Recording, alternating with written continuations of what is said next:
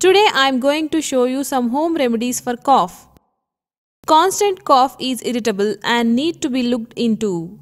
Cough is itchy and irritable. It makes you fatigue and weakens your immune system. Take a glass of hot milk and add 1 tablespoon of honey and mix it well.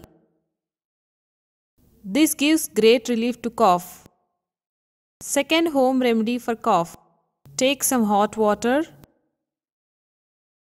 Add some tea leaves in boiling water.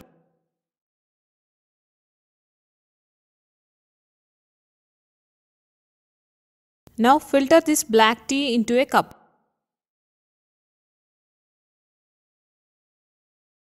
Now take honey and lemon juice. Let's start the preparation.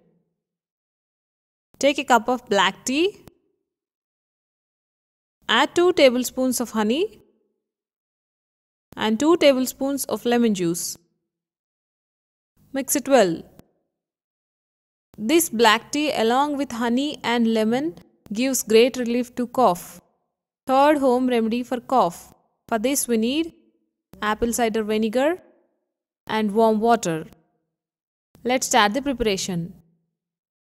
Add 1 tablespoon of apple cider vinegar in warm water. Mix it well.